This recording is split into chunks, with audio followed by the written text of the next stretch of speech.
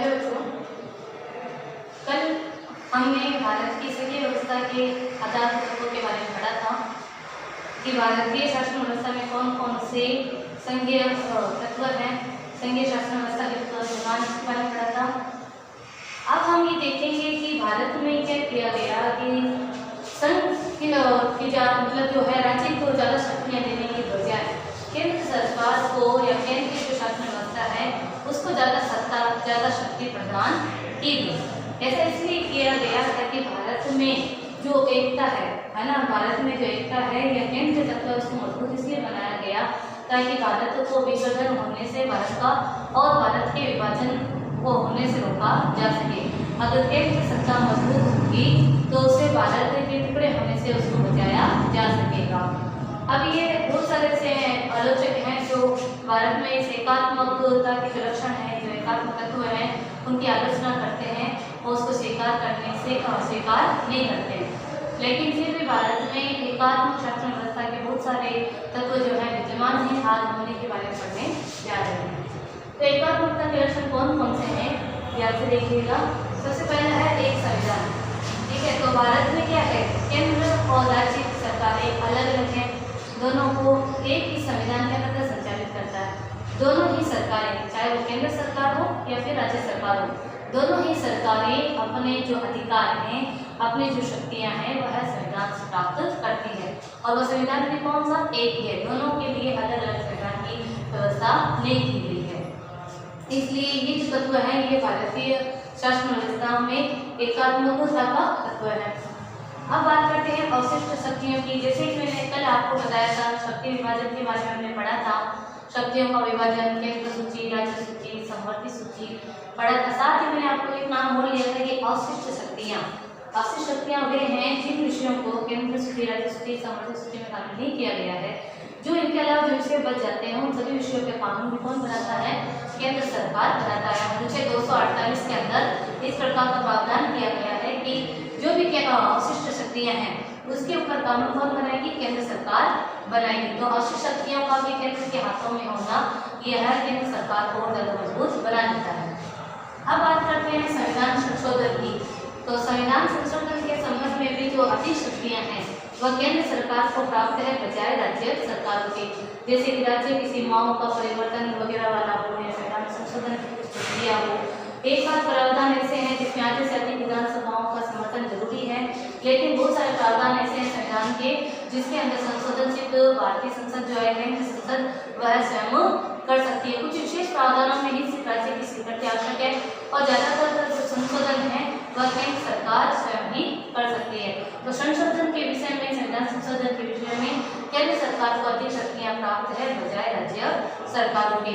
तो ये जो तत्व है संशोधन करने, संविधान के संशोधन वाला अधिकार ज्यादा केंद्र को प्राप्त होना भी यह एकात्मकता की ओर इस संविधान को झुका देता है। आगे देखिए शक्तियों का विभाजन। शक्तियों का विभाजन जैसे मैंने आपको बताया था, अनुच्छेद 246 के अंदर केंद्र सूची, राज्य सूची, समवर्ती सूची।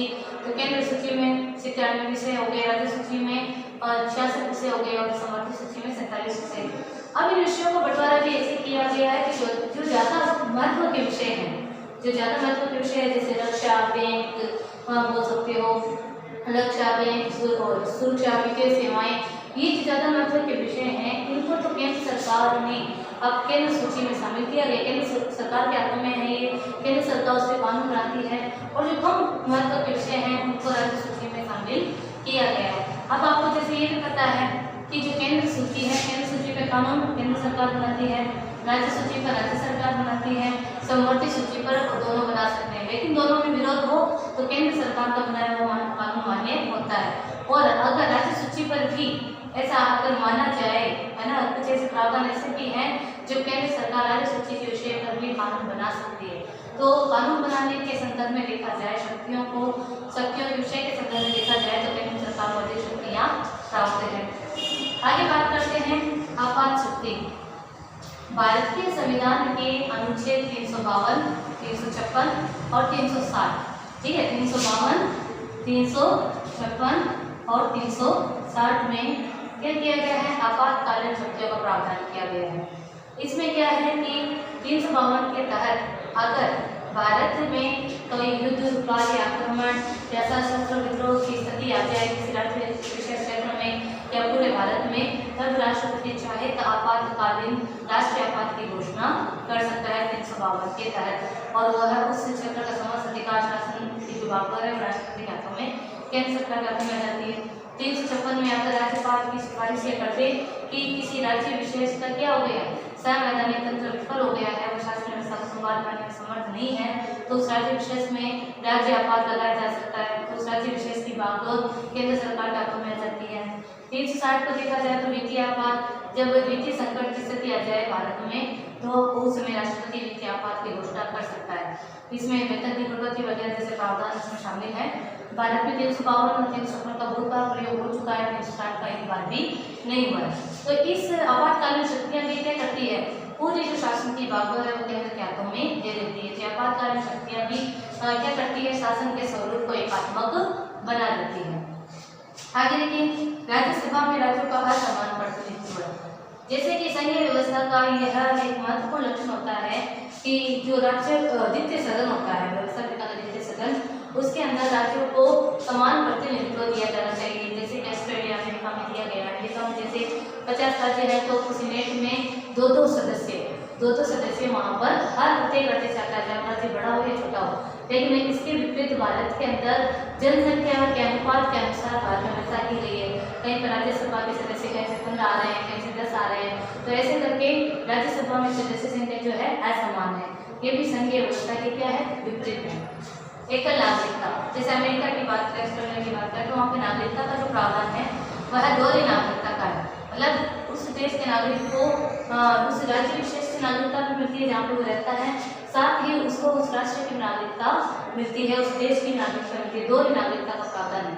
लेकिन भारत में एकल नागरिकता को अपना गया है किसी एकात्मक शासन की तरह। भारत में सिर्फ भारत का जो नागरिक है वो भारत का नागरिक कहलाता है, किसी राज्य विशेष का नागरिक नहीं कहलाता। तो आज हमने एकात्मक लक्षणों को, कुछ एकात्मक लक्षणों को पढ़ा है। नेक्स्ट वीडियो में हम कुछ और बाकी के एकात्मक लक्षणों को पढ़ेंगे और इस चैप्टर को पूरा करेंगे। अगर इसमें आपको कोई क्वेश्चन हो, कोई क्वेरी हो, तो आप मुझे उसमें पूछ सकते हो, कमेंट करके पूछ सकते हो, आप अपना क्वेश्चन मुझे भेज सकते हो। ठीक है, थैंक यू।